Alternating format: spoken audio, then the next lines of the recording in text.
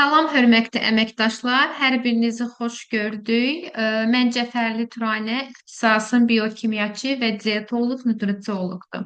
Sabiram Wellness-də təlimçi ekspert kimi çalışıram və hər həftə bizim fərqli-fərqli mövzularda təqdimatlarımız, çıxışlarımız olur. Və şirkətimiz həm də mən çalışırıq ki, elə bir mövzulara toxunaq ki, həm aktual olsun, həm bizdə olan məhsulları biz insanlara necə təklif etməliyik, hansı proseslərdə təklif etməliyik? Məhz mənim işim bundan ibarətdir.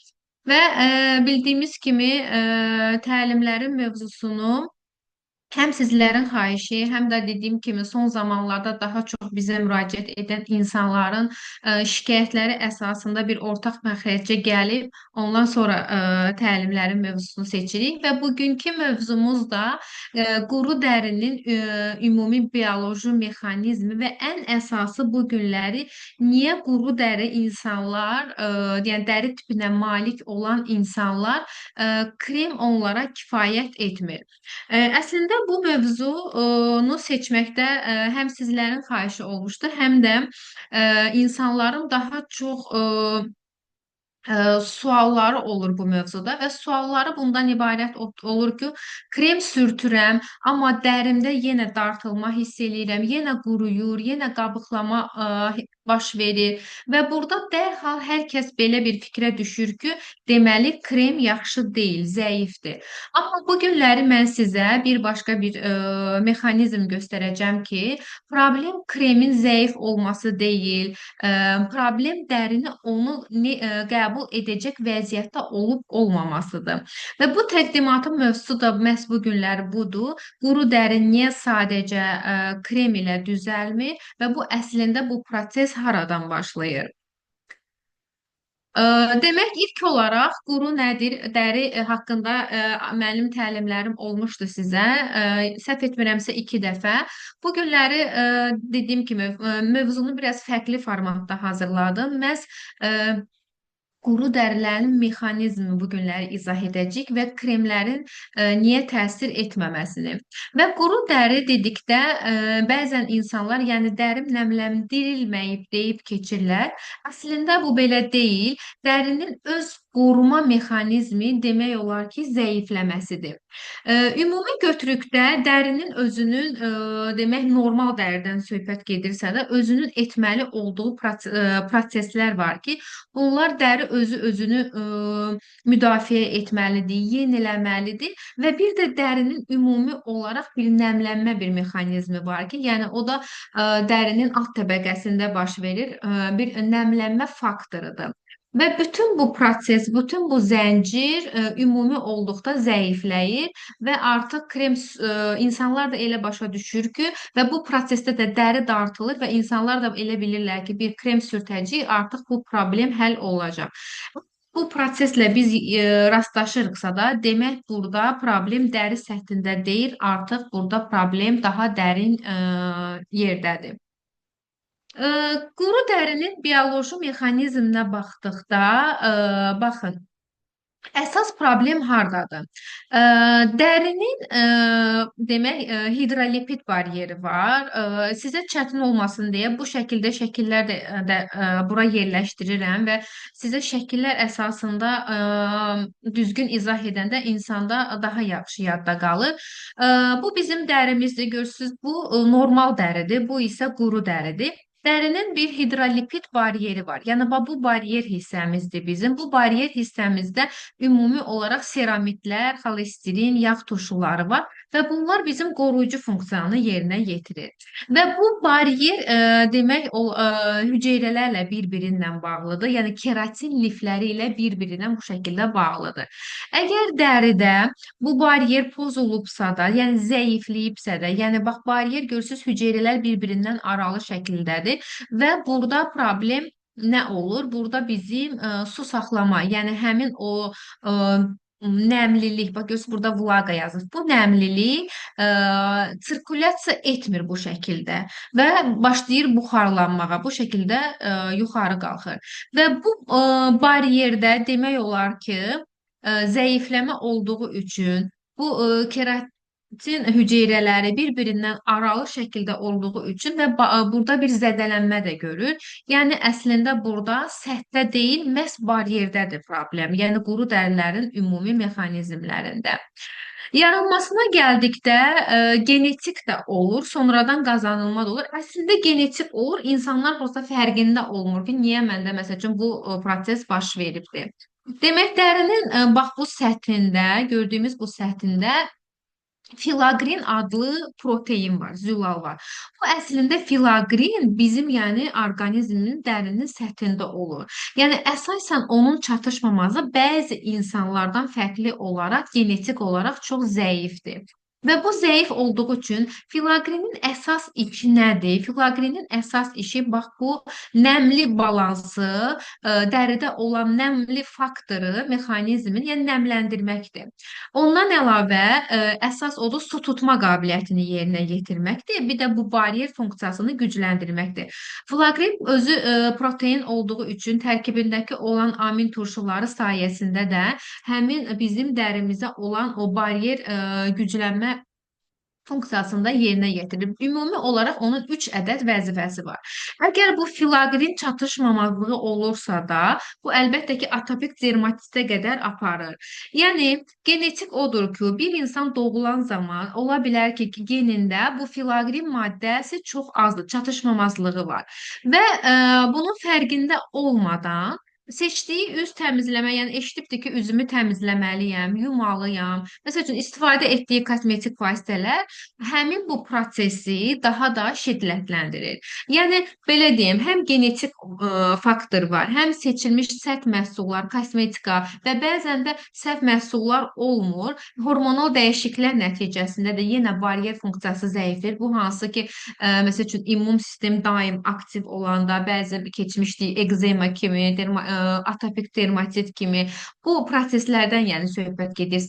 Hormonal dəyişikliklər nəticəsində yenə filaqrin maddəsinin çatışmamazlığı və bizim ətraf mühitimizdə ola bilər, hormonal dəyişikliklər də olar və bunun fonunda quru dəri daha da şiddətlənir və quru dəri tipinə malik oluruq. Və belə deyim, əslində bunun fərqində olmayanda artıq bu proses, yəni quru dəri artıq xronikləşir. Yəni ümumi belə qarışıq mexanizmdir.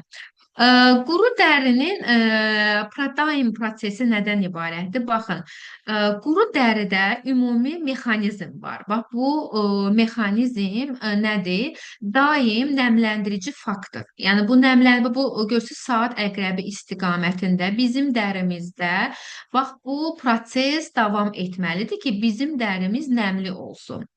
Və əgər bu proses, yəni bax bu baryer pozulubdursa da, yəni biz bura nə qədər krem vursaq da, əgər bax bu baryeri bərpa etmiriksə də, bu həmin bu faktoru saat əqrəbində olan mexanizmi düzgün yönləndirmiriksə də, biz nə qədər krem istifadə etsək belə, yəni nəticə almaq mümkün deyil. Nəticə 1-2 saatlıq alırıq, yəni ondan sonra yenə vəziyyət eyni olur.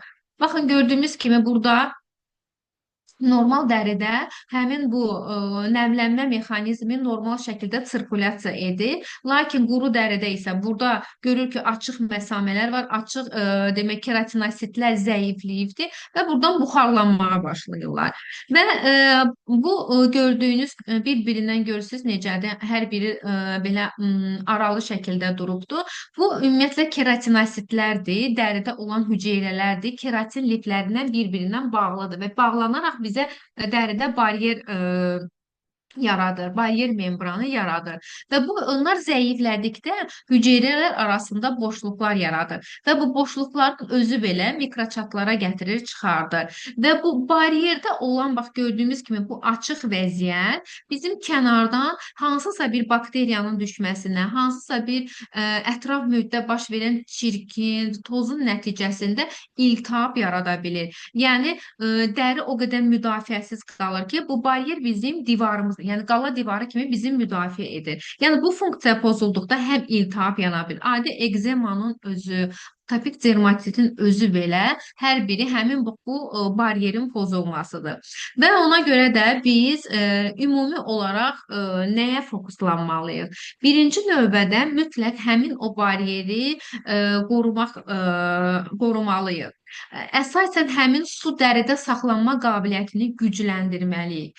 Əgər ki, demək həmin hüceyrələr arasında boşluq varsa da, yəni orada istədi-istəmədi iltihabi bir proses gedibdir, mikrobiom pozulubdur. Və bu zaman da biz iltihabı çalışmalıyıq ki, azaltmağa. Və ən önəmli burada dəri o qədər artıq yorğun olur ki, zəif bir fonda olur ki, və biz də fokuslanmalıyıq ki, dərini yormadan və bu prosesin qarşısını alaq. Və həmin prosesdə biz krem istifadə etdikdə, yəni səth yumşalır, lakin baryer bərpa olmur deyə və insanlar nəticə ala bilmirlər. Yəni dərhal geri qurulub qayıdır. Krem istifadə edən insanlar, məsəl üçün sizlərə də müraciət edə bilərlər ki, məsəl üçün siz mənə quru dərilərə uyğun nəmləndirici vermisiniz, lakin mən istədiyim nəticəni almamışam. Almışam və yaxud da çox az almışam. Burada əlbəttə ki, səbəb olaraq biz prosesi insanlara düzgün şəkildə anlatmalıyıq ki, sənin dərinin baryerində, dəri səthində baryer zədələnibdir və o bərpa olmalıdır. Və bu bərpa üçün mütləq bir proses, bir zəncirvari bir qulluq lazımdır. Və kremin nəticə görməməsi, yəni kremdən istədiyimiz nəticə almamamızın səbəbi məhz burada baryer funksiyasının tamamilə zədələnməsi, hüceyrələrin bir-birindən aralanmasıdır və ən önəmli su o vəziyyətdə dəridə özünü saxlaya bilmir. Və burada ən önəmli bizə müraciət edən insanlara bizim ilk sualımız nə olmalıdır? Məsəl üçün mənim quru dərim var. Mütləq insanlara sual vermək ki, siz hansı məhsullardan istifadə edirsiniz? Yəni bu çox önəmlidir. Bəzən bu tip dərilər üz yuma gelləri var, alırlar, istifadə edirlər və tərkibində turşu olduğunu bilmirlər. Məsəl üçün, hansı ki, burada dərini həmin o baryeri əslində üz yuma gelləri nədir? Bizim üzümüzdə olan ölü hüceyrələri təmizləməkdir. Bəzi üz yuma gellərin tərkibində, məsələn, o da digər vasitələr üçün nəzərdə tutulubdur. Hansı ki, məsəl üçün, akne xəstələrində tövsiyə olunur turşular və yaxud da bir iltihabi bir proses varsa da, o, məsələn, bakteriyalar, biz göbələk bakteriyası varsa da, o zaman istifadə edirik. Lakin bizə müraciət edən insanlara, quru dəriyə malik olan insanlara ilk növbədə bizim verəcəyimiz sual hansı üz yuma gelidir? Burada ən səhv edilən məqam məhsul üz yuma geli olmalıdır, bir də toner olmalıdır. Və bütün bu səhv təmizləmələr hətta quru dərinin atopik dermatitə, kontakt dermatitə, mikroçata, yəni rozateya qədər gətirib çıxarmağını müşahidə etmişik. Və belə dəri tez-tez xəstə dəri tipinə çevrilir. Yəni qurulur, qızarır, həssaslaşır. Yəni ən çox quru dərilər daha çox həssaslaşırlar. Və ən önəmli, məsəl üçün, bir 20-25 yaşında bir insandırsa da, əgər artıq bilirsə də mənim dərim quru dəridir, xroniki quru dəri tipinə malikəm, bu insanlarda da qırış həddindən artıq tez yaranır. Çünki burada demək olar ki, mikroçatlar əmələ gəlir. Dəri o qədər sətli, susuz qalır ki, su saxlama pozulduğu üçün, faktor pozulduğu üçün və bunlar daha çox qırışlara məruz qalırlar. Və ona görə də mütləq üz təmizləmə gelləri insanlardan sual olaraq soruşulmalıdır. Və gəldik quru dəri tiplərinə, biz üz yuma gelindən hansından istifadə olunmalıdır? Əslində üz yuma geli burada çox önəmlidir. Yəni bəzən olur ki, insanlar deyir ki, yox, mənim dərim qurudur, istəmirəm. Yəni bir dənə adi su ilə yuyum. Əslində o sərt sular belə, tərkibində olan o ağır metallar belə bizim həmin o quru dərimizə daha bir təsir göstərə bilər. Demək, bu omega turşularından ibarət üz yuma geli haqqında biraz sizə məlumat vereyim. Demək, üz yuma gelləri ümumi olaraq əsas işi bizim dərimizdə olan ölü hüceyrələri yumşaq şəkildə əslində təmizləməkdir. Məqsədi təmizləməkdir. Yəni bu da olmalıdır. Lakin biz elə məhsul seçməliyik ki, yəni tərkibində sulfatlar deyil, sulfaktak lazımdır ki, bunlar sulfaktak nədir? Turşu olmadan yumşaq şəkildə bizim ölü hüceyrələrimizi yumşaq şəkildə bizim dərimizdən kənarlaşdırır. Və bunun üçün də kokos yağından alınmış kokamidopropil betain var ki, bunlar dəridə əslində maddə olaraq üzü təmizləmə funksiyasını yerinə yetirir. Yəni kombinasiya olaraq tərkibi əsasən məhsulu həmin mən dediyim bu surfaktankdır. Surfaktank yenə deyirəm. Əslində turşuya bənzər, lakin yumşaq turşu deyil, yumşaq şəkildə sırf həssas dərilər üçün, rozateyalı dərilər üçün, akneli deyil, ekzemalı dərilər üçün nəzərdə tutulmuş, yəni bir tərkib hissəsi, bir aktiv maddədir ki, hansı ki, burada dərini qurutmadan yumşaq şəkildə dərimizi təmizləyir. Və bundan əlavə dəridə bu maddənin tərkibində qliserin var və qliserinin də əsas məqsədi həmin dediyim su tutma qabiliyyətini gücləndirir. Biz dedik ki, dərimizdə bir faktor var, nəmləndirici faktor var və bu orada elə bil ki, həmin bu su buxarlanmasın deyə qliserin əsas işi həmin orada buxarlanmanın qarşısını alır. Bundan əlavə bunun tərkibində çaytikanı yağı və kamelina flaksid yağları var ki, bunların əsas məqsədi lipid bariyerini qorumaqdır. Ümumiyyətlə çaytikanı yağının əsas məqsədi həmin dərinin səthində olan keratin, həmin o membranı, dəri membranını bərpa etməkdir. Yəni gördüyümüz dağılmış o keratin lifləri bir-birindən ayrılmış, yəni o hüceyrələr aralanmış hüceyrələri bərpa etməkdir və hansı ki bu üz yuma gelinin tərkibində də var. Dediyim kimi əsas bu omega 7-nin, yəni çaytikanı yağından alınan bu yağın əsas səbəbi həmin bu keratinosit membranını dəstəkləməyən, onu bərpa etməkdir. Və onun üçün də biz quru dəri tipinə malik olan insanlara bu üz yuma gelini məsləhət görürük. Və burada bu məqam çox vacibdir. Yəni hətta belə deyim, əgər özünüzdə bir qeydlər aparırsınızsa da, özünüz üçün bir demək dəftəriniz varsa da mütləq quru dəri tipinə aid olan bir hissəyə, yəni qeyd aparırsa da bunu mütləq yazılmalıdır ki, quru dəri tipinə malik olan insanlar tonerləri həyatlarından çıxartmamalılar.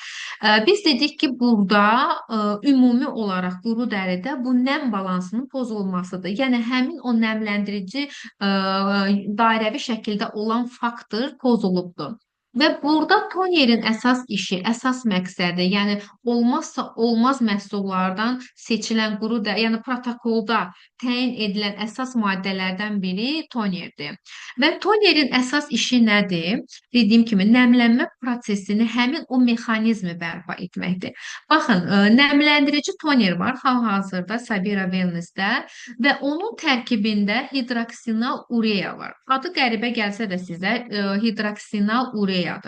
Bunun yəni əsasən bunun adını nəmləndirici qoymaqda məqsədləri odur ki, ən aktiv maddəsi budur, hidroksinal urea. Səbəbi çünki bu nəmlənmə faktorun, yəni natural, yəni öz həmin o təbii nəmlənmə faktorun analoqıdır. Yəni onu analoq kimi görür və dəri istər-istəməz həmin prosesi bərpa edir. Yəni o dəridə olan nəmlənmə prosesini bərpa edir.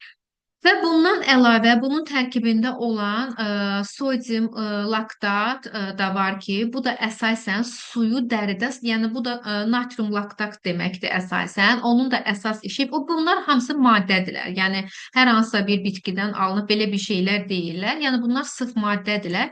Əsasən bunların işi həmin o nəmlənmə mexanizmini bərpa etməkdir. Yəni öz mexanizmi, dərinin öz mexanizmini bərpa etməkdir. Və ona görə biz deyirik ki, quru dəri dəri tipinə sahib olan insanlara mütləq toner burada çox önəmlidir. Və betayin var ki, betayin bir də trihalosozdur. Bunlar haqqında çox danışmışam digər təlimlərdə də.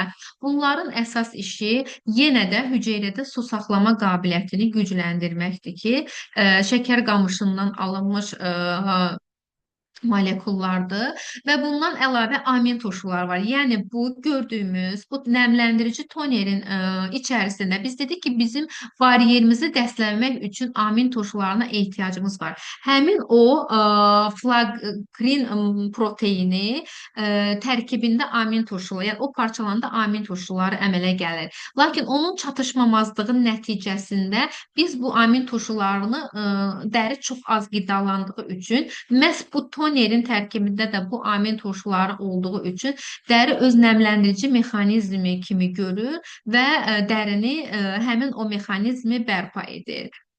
Burada hamamelis də var ki, bəzən insanlara bu çox qorxulu gəlir, lakin burada çünki bu hamamelisi burada vacib qeyd edirəm ki, əslində burada balanslı şəkildədir. Yəni çox belə güclü, fəal bir şey də deyil. Əslində burada formula balanslıdır. Çünki burada antiinflamator bir proses getdiyi üçün dərini sakitləşdirir və quruducusu da çox deyil. Yəni dominant vəziyyətdə deyil, yüksək vəziyyətdə deyil. Balanslı formalardır. Ona görə yəni burada bu quru dərilər qətiyyən bu tonerdən qorxmamalıdırlar ki, yəni bunun tərkibində hamamelisi var, yəni başqa bitki var, mənim dərimi quruda bilər. Əksinə, bu tonerin əsas məqsədi məhz bizim həmin o mexanizmi, dəridə olan nəmlənmə mexanizmi faktoru bərpa etməkdir.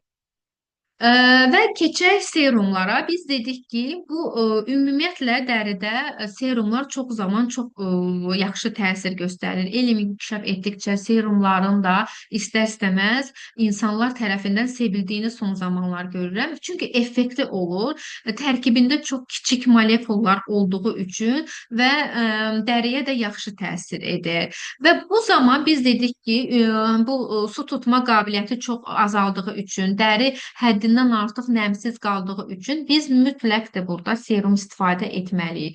Baxın, tonerdən sonra bu prosesdə serum çox önəmlidir. Biz dedik ki, toner həmin o sikl mexanizmi bərpa edir. Serum isə bizim çox kiçik, hətta bunun tərkibində olan gialuron turşusu sodium gialuronat formasındadır. Bu sodium gialuronat formasında yəni daha kiçik, bir də yəni tez keçə bilir dəri. Kiçik formula olduğu üçün, yəni dərinin səthində heç demək olar ki, qalmır və həmən bizim alt təbəqəmizə keçid edir. Və burada dermis də həmin mayeəni saxlamaq qabiliyyətinə malik, yəni altda.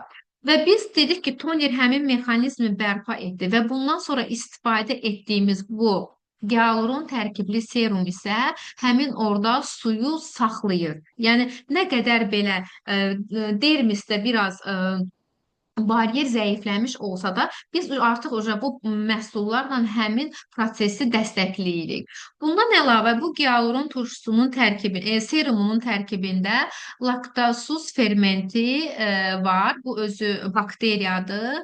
Bir də alfa-glikan, alqa-saxarit var ki, bu da prebiotikdir. Həmin bariyer zəifləyəndə mikrobiom demək olar ki, normal fəaliyyət göstərən lazımı bakteriyalı qalmır və burada laktokokus fermenti əsasən yaxşı bakteriyaların məxam malı olduğu üçün həmən bariyer və mikrobiomu dəstəkləyir. Və bu alfa-glukan isə bu da prebiotik olduğu üçün burada da yenə qoruyucu funksiyanı yerinə yetirir. Quru dəridə ümumi su çatışmamazlığı ümumi götürdükdə, yəni bu serum özü kompensasiya edir. Yəni tonerdən sonra tətbiq olunmalı, mütləq serum tətbiq olunmalıdır. Sonra isə keçid edirik əsasən bu dəri tiplərində biz hansı məhsulları tövsiyə edirik? Baxın, hal-hazırda, yəni mənim tövsiyə edəcəyim 3 məhsul var. Bir də bu məhsuldur, pepsid tərkibli. E, Burada tərkibinə görə fərqlidirlər. Düzdür, hər biri quru dərilərdə çox effektlidir. Lakin burada da yenə quru dərinin dərəcəsinə baxılmalıdır, yaş faktoruna baxılmalıdır. Ümumi olaraq həm genetik faktoru, yəni əvvəldən xronikləşibsə, bunlar da baxılmalıdır. Məqəs bax, Exprida Aurum seriyasından olan bu kremin tərkibində yağlar var. Hansı ki şi yağıdır, jojoba yağıdır, kapris yağıdır, bir də triqliseriddir. Kaprisin triqliserid formasıdır. Bu yağların ümumi olaraq əsas işi həmin o lipid baryerini bərpa etməkdir. Bəzən burada insanlar çox səhv edirlər ki, dərim qurudur, gedim krem alım, sürtüm, yəni dərim qidalansın. Və kremdə olan yağların tərkibinə baxılmır. Bəzi yağlar var ki, onlar çox ağır yağlar olur və məsaməli insanlarda məsamələrə dolmağa başlayır. Axırda burada da bir iltihabi bir fon var. Yəni daha da pis eləyə bilir və yaxud da daha da quruda bilir və yaxud da həmən qarışıq dəri tipinə keçə bilir. Məhz bax burada şi yağı, jojoba yağı, bunlar ümumi olaraq dəri bunları öz sebumu kimi tanıyır. Hətta jojoba yağı yağ formasında deyil, mum kimidir. Yəni ona görə məsaməyə dolma ehtimalı demək olar ki, yoxdur. Bu yağlar dəri üçün çox seçilmiş bir yağlardır ki, dediyim kimi dərinə həmən o lipid baryerini bərpa edir.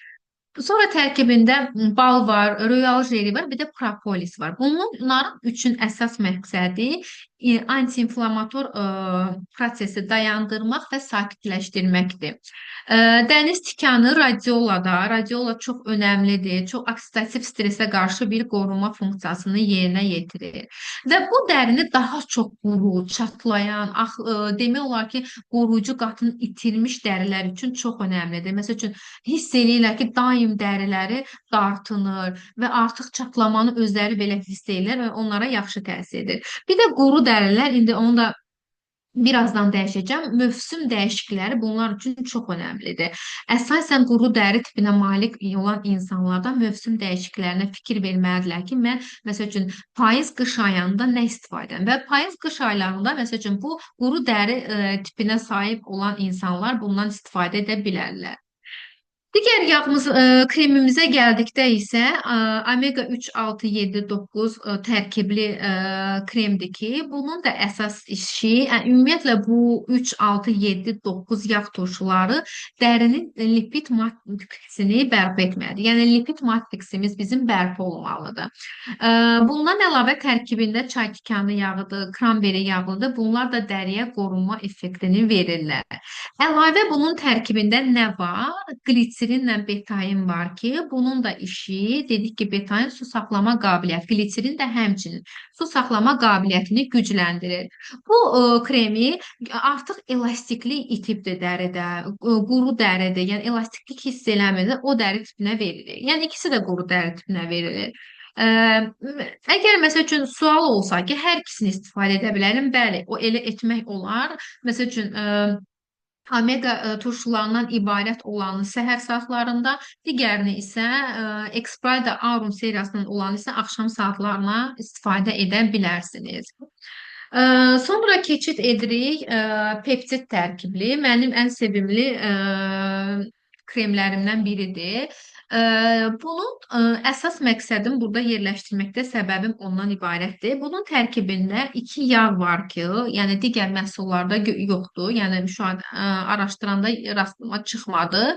Bu avokado yağından susam yağıdır. Bir də mən təlimə başlayanda sizlərə bildirdim ki, demək ümumi olaraq quru dərilər daha tez qırışmağa malik olurlar. Məsələn, artıq onlarda 30-35 yaşlarında hətta içi xırda xətləri görmək olur. Çünki vaxtında düzgün dəyərləndirə bilməyibdi və bu zaman mütləq quru dəri tipinə malik olan insanlara bu kremi tövsiyə edə bilərik.